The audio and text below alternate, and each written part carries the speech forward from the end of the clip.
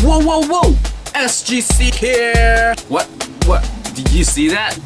What happened there? What's happening? Hi, this is a message from me in the past. If you have noticed recently, the background of my videos have been slightly losing posters left and right. I have left Priscilla Wong up here because she's just amazing and just amazing. So the reason being is that by the time you see this video, I won't be in Hong Kong anymore, but rather in Vancouver. That's right, people. I'm back in Vancouver. Ba-bam! So yeah, it's been like a year-ish plus that I've been in Hong Kong, and I tried to work it out, just didn't pan out, but I'm now back in Vancouver, and this is going to be figuring life out over there and continuing this channel for sure. No worries about that. This channel is continue to strive, be better, and to be better. That was all. No, I kid. Well, basically, I just wanted to do a shout out to all the people that touched my heart and life this year around. First off, I want to do a major shout out to a fellow YouTuber by the name of Silver Spleen. Thank you, Sean, for just being cool. You're just amazing. Love the way you do your reviews. Insight. Definitely, I have brought it up before. If you have been watching Hong Kong films lately and you want reviews in English and to be reviewed by a white guy that actually knows what he's talking about, because he's been to school, he's learned, and he lived in Hong Kong, so he probably knows more about Hong Kong stuff than people that are Chinese and abroad. He has more cultural context in his reviews, and it's just really fun to watch. And totally check him out. Subscribe. He has 2,000 plus subscribers because he is great, and he totally deserves more, and you should go visit him as well. So basically, thank you, Sean, for just being an inspiration. Thank you for being a motivation, just to being better at my reviews, and just to try different things, and yeah, just thank you. Now to the people that I see once a week and are my only friends that I see once a week, the Taipo Chinese, the Taipo group, thank you. Thank you for welcoming me a year ago into your group, and it's just amazing to see how far we went as a group, and I just pray to God that you guys continue to strive to becoming better versions of yourself and to be more learned and just to ask more questions, challenge things, take risk, do things, be happy, all that jazz. And yeah, I'm just happy to have known all of you. I totally will visit you guys whenever I visit Hong Kong because you guys are just great. I just hope that we'll keep in touch, and we'll probably keep in touch, or I'll make sure we keep in touch. And I'm sorry that this message is in English to those who are not as great in English, because I can't do this in Chinese because it'll just sound not as genuine and it'll be more what's happening sort of thing. So for the rest of my Hong Kong viewers or viewers that have been joining me this year round, thank you. I gained a lot more subscribers. I got a lot more views that I totally was just shocked to have received. I thank you for all your support. I am going to apologize. First thing though is that Hong Kong movies, I will not be able to continue reviewing them on a speedy sense, as in like if it comes on Thursday, I can't review it by Saturday or whatever. I will try my best to keep my tabs on and find ways of watching them. That is all.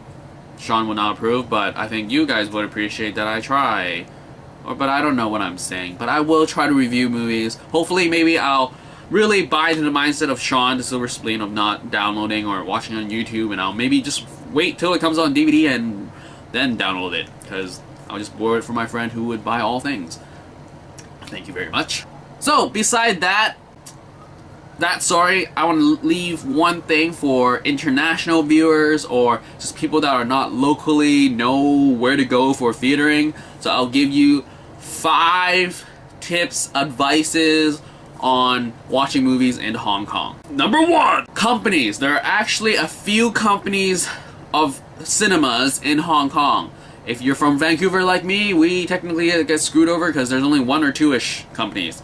But here, the competition is fierce, and there are tons and tons of great theaters from different companies. So here are the major cinema companies in Hong Kong. First off, we got Broadway Circuit, AMC Cinemas, UA Cinemas, Grand Harvest Cinemas, Newport Circuit, MCL Cinemas, China Churn Cinema Circuit, I don't know where that is. And there are other local films where and there are other local standalone theaters by their own name, and it's pretty crazy.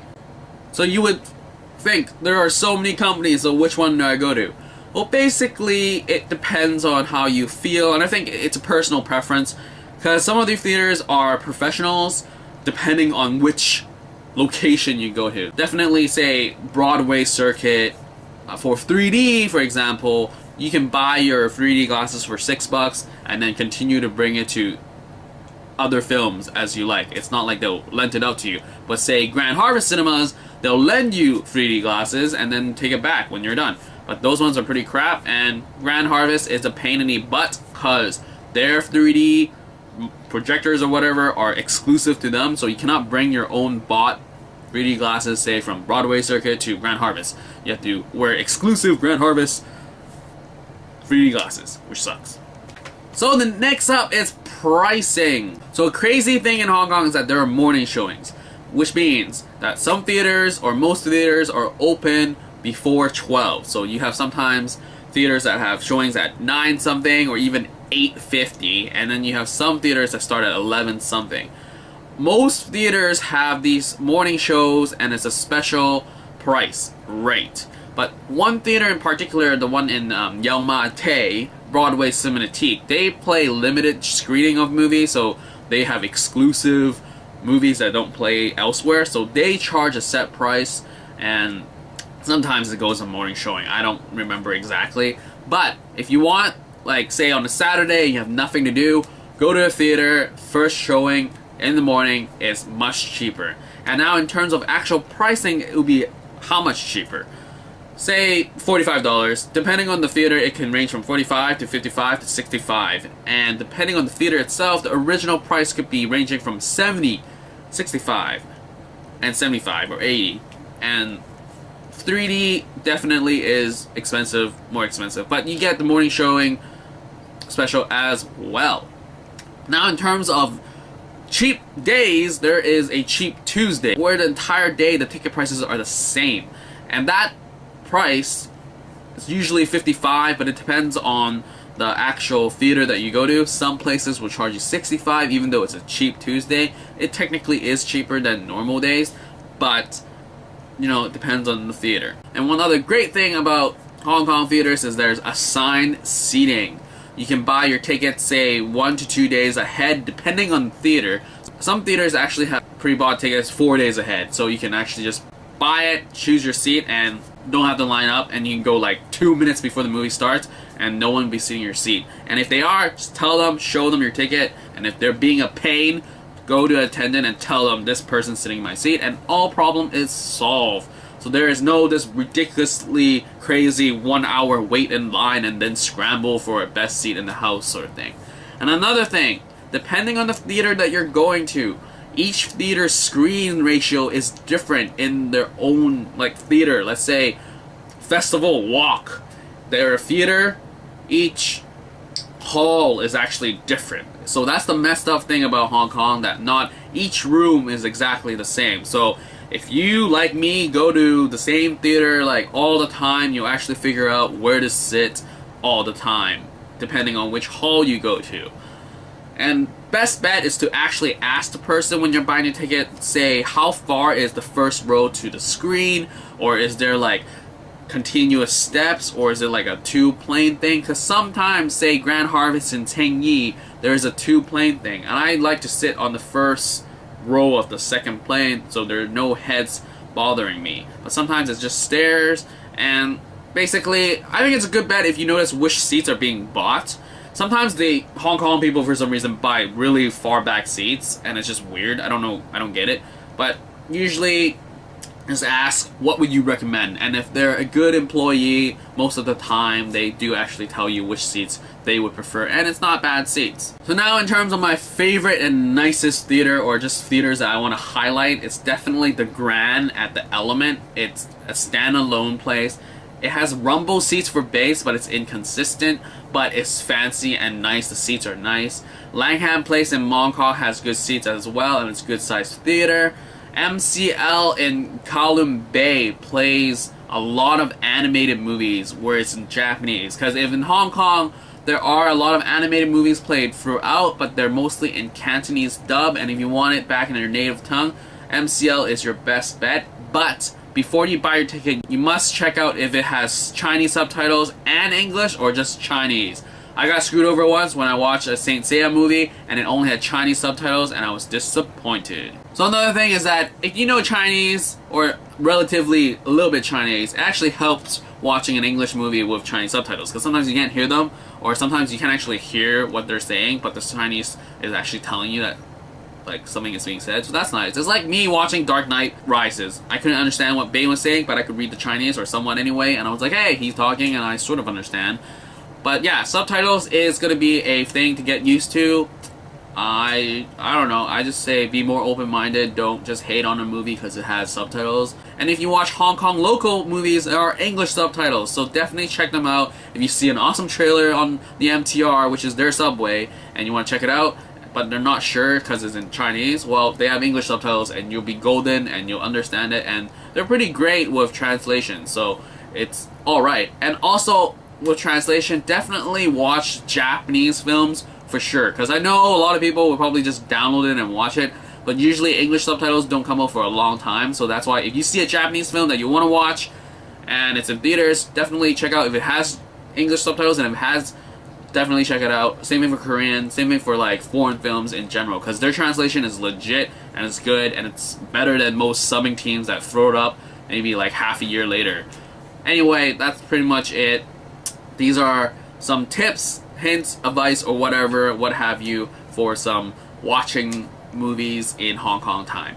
So once again, thank you for Hong Kong, for treating me, just being a great place to live in, super convenient, though it's like bad with the China people coming down, or say the weather's extreme in all circumstances, but the conveniency and just the transit is amazing. Definitely check out Hong Kong if you have never checked out Hong Kong. I will definitely miss this place, miss the people, miss the culture really, and it's just, I will miss this place despite the fact that it's just sometimes really annoying, but I can live with it. And basically, yeah, check out movies, because movies are amazing. Just watch it. This is why my channel exists. And I think this video is long enough, so I'm gonna end it off here. Just thank you once again. Thank you. Can never say thank you enough. So far I have 800 something subscribers. It's just amazing and mind-boggling that 800 people actually wanted to hear me talk. It's just kind of weird.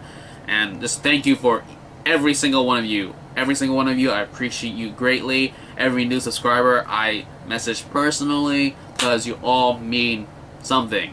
Is that you are my drive to give you more great content and trying to be better at what I'm doing. Anyway, that's pretty much it. SGC, for the last time, signing out. Or not the last time, but for the time being, signing out from Hong Kong. Out!